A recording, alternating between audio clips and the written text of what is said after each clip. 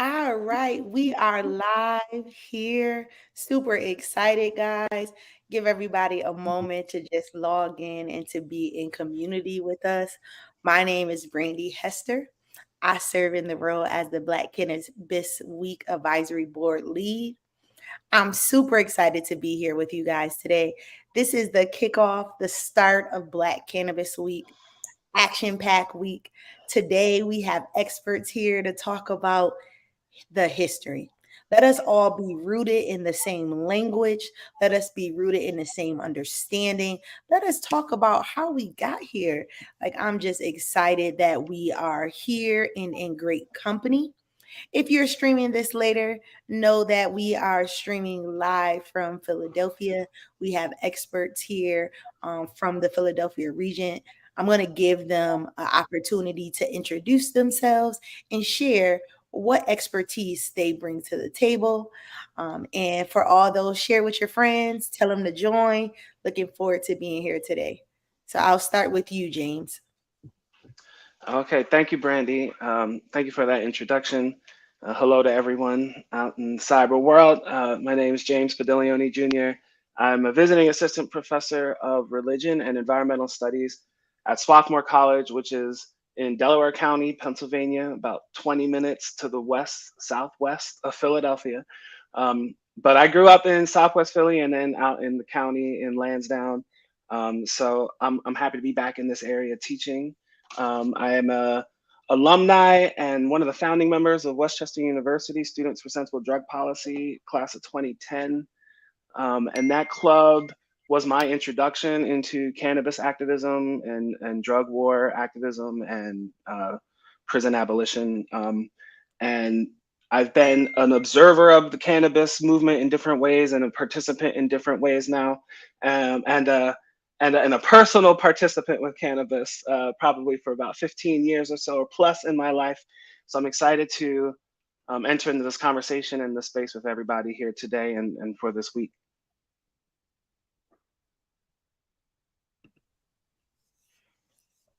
Thank you so much.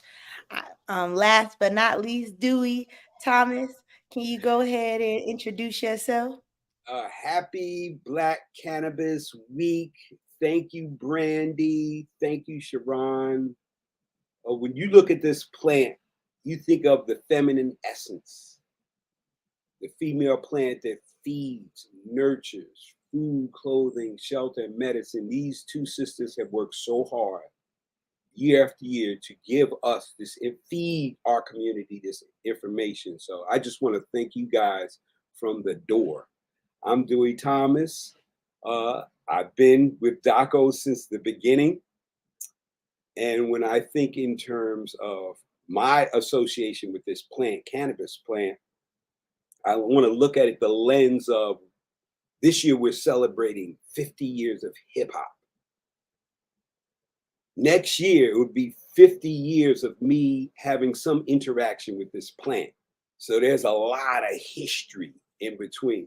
So what is your story? I was trained as a historian at Morgan State University. I work in the natural foods industry. I sell plant medicine to health food stores. So that's my whole life, dealing with plant medicine. But yet in the same, I'm a Black man living in America, and I consider myself a full-time advocate of Black life. So I have a lot of personal experience, and this just working with Doc over the last 6 years, I've been able to really digest the whole narrative of this plant and how it relates to ourselves as Black folk. See, this is exactly why we have you guys as experts. You're bringing us the whole picture. So thank you for taking time to just introduce who you are. I'll be serving today as the moderator. Guys, this is an organic conversation, but we do have some questions. So I will be asking questions, but feel free to drop them in the chat. If you're watching later, feel free to engage that way as well. I'm going to start us off with like really rooting us in the origins. What are the historical roots of cannabis use within the Black community, and how have these traditions evolved over time when we think about the plant in our community? Either one of you could take it first. Go ahead, James. I'll let you go first. Okay, thank you, Dewey. Appreciate that. Thank you for the question, Brandy. And I want to think here for a second too, and thinking of these like histories. The point of the history is not just so we know something about old dates and times, but I think of history as a practice of Sankofa. Sankofa being a bird and an idea and a concept from the Twi language in West Africa, Ghana, the Ashanti peoples. This idea of going back to get that which you've left, and that it's not a taboo to go back and get that which you've left behind, to help inform how you want to move forward in a different kind of way, or in a more aware way to move into a different kind of future. And so when I think about the history of Black people in cannabis, because I teach environmental studies, and part of my teaching environmental studies and African diaspora and environmental studies is thinking of human geographies and plant geographies and lineages that extend thousands of miles, right? So the cannabis plant first met Black people about 7,000 years ago or so in East Africa, um, coming in either to South Africa or somewhere along maybe Mozambique regions, the Horn of Africa, and that there has been a long, prolonged history of cultivation, the horticultural knowledge of African peoples, particularly with cannabis indica. So the cannabis plant has two different um, species within cannabis. You have cannabis sativa, which is the variety that has become hemp producing cannabis. And today we can use that cannabis for CBD applications. But historically, cannabis sativa had a history of moving from Asia, around the Indian Ocean, East Africa, into Europe, and just becomes used for growing rope and hemp products. It's cannabis indica that traveled along the Indian Ocean into Africa and stayed in a more southern parts of the globe, that was cultivated as the intoxicant, whether you think of that as recreational or medicinal. A blurring of this, when you think of spiritual practice and ritual practices that are involved, relating with cannabis, and thinking of a recreational practice or a medicinal one, a therapeutic one. All of these things are blurred together when we think about cannabis having a ritual context and a ritual history. So we have real documentation, maybe from about 1,000 years ago or so in Africa, of different names of cannabis, daga in South Africa, and different applications for usage that were developed in Africa. So bongs and you can think now we say like a blunt, rolling applications. All of those types of technologies are coming across into Africa and being developed in Africa, in East and Southeast Africa. And so in thinking of that deep history, right, I want to think about the history of cannabis before there was any kind of prohibition, before there was any colonialism, before there was any slavery, before there was any stigma around it, right? It was a deep part of a botanical, horticultural, medicinal, therapeutic, spiritual part of African peoples. And that carries across into the Americas as well. So the cannabis that comes into the Americas, the cannabis indica, the type of cannabis that we use for medicinal and recreational today, that cannabis came into the Americas on slave ships, whether that was going into Brazil, coming into the Caribbean, or into parts of the Southeast United States. There are different um, ethnobotanists. So Judith Carney, Chris Duval, these are ethnobotanists or ethnogeographers, or botanical geographers who have studied some of these different like points of origin and arrival into the Americas. But this was coming as a knowledge of enslaved Africans. It was part of their own medicines that they were bringing for themselves. Most of the medicine, food that was brought on slave ships um, was being brought from Africa, and whether that's enslaved people themselves, as Judith Carney documents, some of the oral histories around this are that enslaved people themselves were bringing the seeds with them. So I'm not, again, I'm trying to even think with slavery that we were bringing our own medicines for ourselves. We were trying to take care of ourselves in the midst of this worst historical experience. This cannabis plant coming with Africans as part of either medicine or therapeutic practice, and arriving in the Americas that way, and staying, the knowledge being held in Black and Brown communities in the Americas, especially when cannabis gets into Central America and Mexico, and then with indigenous populations there as well, it develops more. It's not until the mid 19th century, and after the abolition of slavery in the British colonies, particularly in in British Guyana and Trinidad, where in like the 1860s or so, when you see the British starting to pass laws against marijuana, and the relationship there, that this is not becoming a problem for white colonial um, policing and surveillance until after the abolition of slavery, because they're trying to crack down on free Black people, right? And this is a practice that encourages and promotes and supports free thinking individuals, right? Free consciousness. And so the prohibitions along marijuana are not coming until after the abolition of slavery. We could talk more about that, but I don't want to take too much right now on this. So I'll leave it there, and see what Dewey wants to add to this. And James, I was gonna say before Dewey comes in, 1,000 years where you're saying that you're dating back that first usage in our community. And then I also last year I learned that the first slaves brought over hemp seeds in their hair. And it was just like, wow, no one ever taught us about the connection that we were actually bringing over as slaves, hemp seeds and things like that. So just hearing you talk about that today and reconnecting those pieces. So thank you for activating that and reminding us the connection that we have always had with the plant, even though sometimes, society, just kind of the laws, the rules, the master narrative of what we think about has kind of taken that away from our community. So thank you.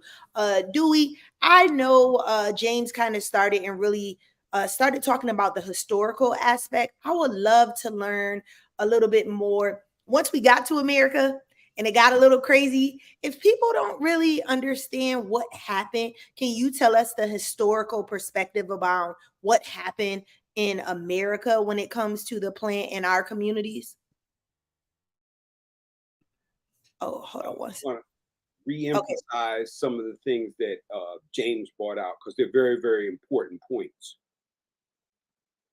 This is the right gentleman you have here talking because he gets it.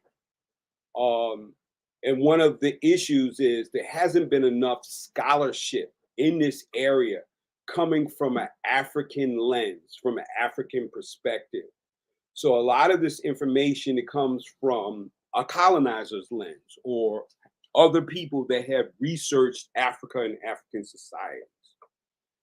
Number one, Africans were the smoking people. We were the original smoking culture of the cannabis plant out of all the people that dealt with this plant. And one of the issues around cannabis in its totality, the whole Ma'afa, the transatlantic slave trade, it couldn't have happened without hemp. That's a saying I have. Europeans, they cornered the market on hemp cultivation and hemp application. Hemp back then is like the computer chip now. It made everything move in a society before the use of petroleum to move people. When you're dealing with an agrarian society and wind, and that is the modus operandi, it is the sail, it is the rope that led to the whole transatlantic slave trade and the colonization of the planet. So we're real clear on that. Now, the fact of the matter of us bringing plant medicine with us to the Americas is probably kind of highly unlikely. We barely got here ourselves. So is oftentimes probably the people on the ship that got cannabis at these ports and they brought it over. And then we latched on to a medicine that we were familiar with. But when you look at Africa and the whole colonization period, specifically around Central Africa and King Leopold and the horrendous history they have, then you see outposts of cultures of African people that use cannabis just to deal with the trauma of first it was enslavement, then it was colonization. That's where you see the firsthand accounts of what does a cannabis culture look like through the lens of the colonizers. These people are lazy. Let's give them a little weed. It makes them work harder. So then you see that push and pull and the play between people's judgments of what people use as medicine or coping mechanisms opposed to the larger people. They're wasting cannabis. We use this for rope and sales to make money. They're just smoking it and they're lazy. So when we really start to dig into the pages, we see these attitudes around cannabis as where the church, they promoted alcohol so a person could be drunkard. But anything that's going to extend someone's consciousness, that was witchcraft. That was something they couldn't control. So that had to be made illegal. So when you see cannabis, when it comes into the Americas, when you look at this whole set of the spirit of the 1619, where they talked about the cotton, they talked about the sugar. They're not talking about the cannabis because that connected all the dots. It's how we got over here. It's the covered wagon. Just think of that whole thing, the covered wagon, and how the West was won because they were able to build these earth ships, essentially these big wagons that could transport thousands of pounds of cargo, be it weapons or people, and just really take over North America. And it couldn't happen without hemp. That canvas covering, it made things impossible for the indigenous people. And the hemp farms of North America, we need to do a big, deep dive into those, in the growing and the retting of hemp. And only the strongest person on the plantation could do that. So it was for the athletic class of African men who were bred to work with hemp, as where the sisters, they could pick cotton, but on a hemp plantation, they were part of the breeding class just to bring forth more life, to help supply capitalism. And then when you look at once we moved into a different age, it was cheaper to buy hemp from be it Russia, or hemp substitutes from Manila, the corded they would get from Manila. And then you have the onset of the Buffalo Soldiers, the brothers they sent over to the Philippines to colonize the area so they could have a supply chain. So with Europeans, it's all been about supply chain. What could advance my economics? And that's their relationship with hemp. We saw it as medicine. So we look at with our freedom and the flow of our culture, be it the jazz age, we're reconnecting at that point in time with plant medicine, along with the indigenous people called the Mexicans. And you see with cannabis had been one of the main medicinal plants used in the age pre-pharmaceuticals. It was part of every recipe virtually. But then it was taken out because of the control of people, and with the onset of pharmaceuticals as well as refined opioid products in that nature. So that is the beginning, the outlawing of it. We are outlaw people. One of our heroes, our cultural icons, Louis Armstrong, is recorded as one of the first people to be arrested for using cannabis. But he was a black man of franchise, and he was talking about abolition back then. He asked his lawyer, "What can you do that I can have the right to smoke?" So when you look at, this is the person that formed jazz, and we look at that thread from jazz to hip hop in that whole time period. This was part of our medicine. But as we go on, what about ownership for the greater good of our community? Thank you so much, Dewey. You really allowed us to kind of put that history together from thinking about 1,000 years ago to thinking about what it felt like to be in America. That's going to move me a little bit more into cannabis prohibition. How did the era of cannabis prohibition impact communities both socially and economically? And what historical events contributed to the disproportionate enforcement of cannabis related laws? I mean, I'll start, and we can, we'll jump around with this. I think the jazz age is definitely a time to go back to thinking again about the start of the United States' his own regime of prohibition against marijuana. Harry Anslinger, the first director of the Federal Bureau of Narcotics.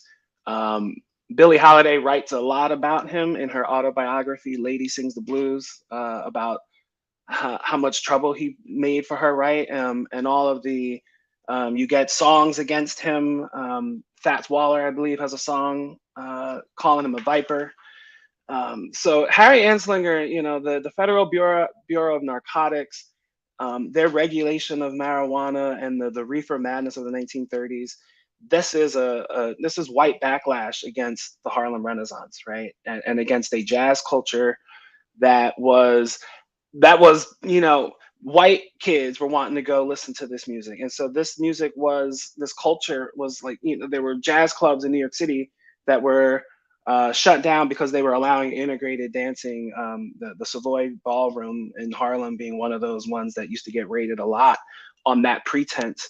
But all of this was about white supremacy. It really wasn't about marijuana at all, because the plant, had been around historically. The problem was that this plant was becoming a cultural icon of a new Negro consciousness, of a different understanding of what America should be for people, and what democracy owes Black people, and political thought, creative thought, right? The art creative movements, the intellectual development. I think to really think about this, right, and to put marijuana and cannabis in the center of that. And I just, to plug back in, I guess, in that long history, one thing that I really enjoy about studying the geography and the humanity and plants and like a long history, and especially when we're thinking about cannabis, is, why the human body has an endocannabinoid system that is hardwired to receive these alkaloid chemical products from these plants and create spiritual, therapeutic, and intellectual meaningfulness, right? Like that is a long ongoing history, that is like on both sides, on the side of the plant and on the side of the Black person or whoever is smoking weed. But the long history with Africans in this particular way, right? There's like an evolutionary history of our consciousness like freely intermixing with this plant. And so there's something really radical and dangerous about that. And I think that's really what's coming up in the 1930s with the first round of US prohibition. And you see that coming around again in the 1960s and in the 70s with the actual creation of the federal drug war, it's always a white backlash against Black radical liberation movements. Um, and obviously, I guess I want to say more. I'll let Dewey say more about hip hop and the 50th anniversary of hip hop, and looking back on that and the association of cannabis and hip hop, but also certain modes of hip hop that becomes more commercialized, hip hop that is offered up more as a commodity by white producers, and policing of hip hop at the same time, and the way marijuana is able to become part of like what we now refer to mass incarceration, and this age of mass incarceration from the 80s onward, marijuana not being the signature of that, but being always there as a structure of a police state, that wants to control a population and just needs to find something. Marijuana was always a useful tool for white supremacist designs. Um, but yeah, Dewey, I'd like to hear more of your thoughts on this as well. Well, great. What you articulated is just that so in being. And when we look at hip hop, 50 years, you have to look at the second prohibition. Richard Milhouse Nixon and his war on drugs, on his war on Black people. Who held the torch of cannabis culture? It was the Rastafarian community of Jamaica. They held it down. They held it down for what we have now in cannabis, and everything was thrown at them. The paraquat spraying of their country to kill the herb plants. And when you look at the history of hip hop, Clive Campbell was a Jamaican. It was the Jamaican sound system that was the spark of our generation to create this culture. So it goes hand in hand. But it was the heavy hand of the government that put a war not only on Jamaican people, but in the quote unquote war on communism, where during the 80s, in those formative years, it was Ronald Reagan who invaded Central America. And cannabis did not become king, was not king anymore in terms of medicine. But we had the havoc of the whole cocaine trade, the Iran-Contra, and that big gateway of cocaine coming north. And it was the cannabis was the gateway into getting into our lives. And we were so corrupted with this cocaine crack culture. That's how plant medicine was weaponized. And that became in a lot of ways, the downfall of the potential of hip hop. You know, I was there in the beginning. We were some reefer smoking kids, but then it became cocaine. And our relationships changed with each other. Our relationships changed with our families. Our relationship changed with Black women. And at one point in time during I would call the class of 88, that was the height of conscious hip hop. It was hard. You were hard pressed to find reefer, but it was cocaine was everywhere. And that was driving us. And that was driving us crazy. So Man, y'all over here dropping gems. Listen, I go on all day. Listen, Dewey, each day our goal is with Black Cannabis Week to come in for about 30 minutes, tap into people's day and let them know about the plant. So I just want to thank everyone who logged in, everyone who's here, who are watching on LinkedIn or YouTube, who will be watching later on these spaces. Thank you for taking 30 minutes of your day to celebrate with us. Today, we started with history. We started out with questions really talking about origins, and then we tapped into the prohibition. History is something that will kind of be touched on all throughout the week because each day we'll be talking about a different topic. It brings me great pleasure to know that tomorrow is talking about cultivation. Wednesday, we will be talking about cannabis entrepreneurship. And Thursday, we'll be talking about cannabis advocacy. If you are watching this, thank you so much. We greatly appreciate it. Thank you to Dewey and James. As we continue to get questions, we will go ahead and have send them to our experts to allow them to engage and answer. Just want to give them, as we begin to wrap up, I want to have this as our closing question. Sorry, my screen froze. Thank you. So what strategies do you think that we could employ to really change the narrative around cannabis in our community? I am just super excited to see what you have. Thank you so much, Chelsea. So happy to see you here. So we'll start with you first, Dewey, and close out with James. Okay. What's very important is that this is a medicine. We have to be very mindful that this medicine and this plant is being weaponized against us right now. They're lining up to this to become the new Old English 800, where you'll have brothers outside of us, these multi-state operator stores begging for a blunt. I hate to say that, but this is medicine. We need education on the safe use of cannabis. This has to be a family education. Ecology is very important.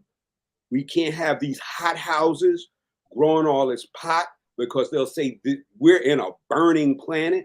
We'll say, okay, it was this industry's fault for destroying the grid.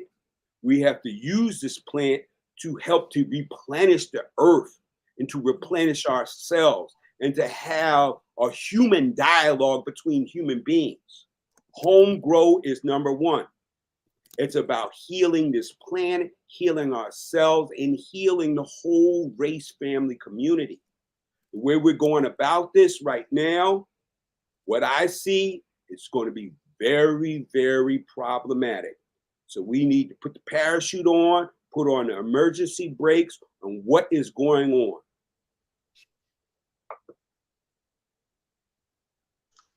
Yeah, I'm going to touch on, I think, one of the same things you said here, Dewey. Well, obviously education, but I think that education in my vision of like what would be a perfect, maybe not even perfect, because that's not always right. We need something that we can move into, right? Home growing, urban gardens, community gardens of cannabis, the pride that Black folks have for their tomatoes and their black eyed peas, that I've seen in gardens. I want to see Black folks say, "Let me show you my cannabis plants." We have that same pride in that, right? The horticulture of this, bringing it back into local small scale grows, right? At the Sankofa Community Farm here in Philadelphia, in Southwest Philly, they bring elementary school kids out to this farm that is only growing African diasporic crops and plants that have significance to cultures of the African diaspora to connect kids back to the ground and try to remove the stigma of being a Black person in the middle of like a plant field or a farm field or whatever, right? And trying to exercise some of the ghosts and the traumas of slavery that we might have around wanting to be green thumbs. My grandfather was in Norfolk, Virginia as a tenant farmer in the 60s. So I don't have this view of like the earth and Black people and dirt as being like stigma so much. I have stories of my mom talking about him coming home with all the plants and stuff that he would grow and the flowers and the pride that he had in that, right? We love growing our own things like that. Our crops, our plot. Going back to the history here a little bit, I guess there were two plots on the plantation. There were the farms or the fields for massa, and then there was the plots around the enslaved quarters where folks were growing their own things, their medicines, their plants to supplement their own diets, right? This is where the heritage and the tradition of these of things like I'm saying ngombo because that's the Bantu, In English, it is okra, right?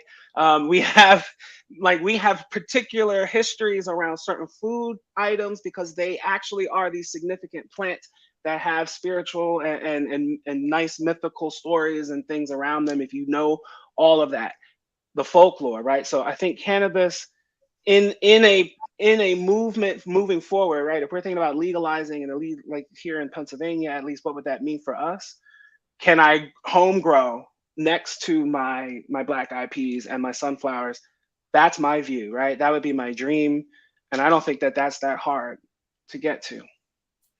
Listen, okay, y'all get this set on fire, and people said some things that are really true, and I think they'll come back up with cultivation. Just a lot of people are not home ownership in the Black community does not look the same. And there are many people staying in public housing, which then takes away from their ability to access home grow. So just thinking through what those strategies and solutions would be. And I think it starts right here with conversations, because many people haven't even started thinking about how to use my voice to actually reshape what's happening on the East Coast as it mirrors many of the things that happen on the West Coast. And hopefully, in one day, America is all green. I mean, cannabis green, y'all. So, a different type of green. But I am super excited to have you. I have so many more questions, but I want to respect our time and respect everyone's time. Thank you for joining us for our midday conversation happening every day here, right here on YouTube, right here on LinkedIn. Share this when we're done. Make sure our community has access to this information. We're making it virtual so that it can have a global perspective. Before we close out, Dewey, I see you want to say one more thing, so I'm going to turn it back to you, and then we'll allow us to close out. Thank you. Cooperative economics. And when we think about the modern healing Afrofuturistic cannabis farm, it's for the whole family. You learn all aspects of the plant. And cannabis use and ingestion should be a rites of passage. You guys should be able to learn about the plant, know how to grow the plant before you ingest the plant. That's it.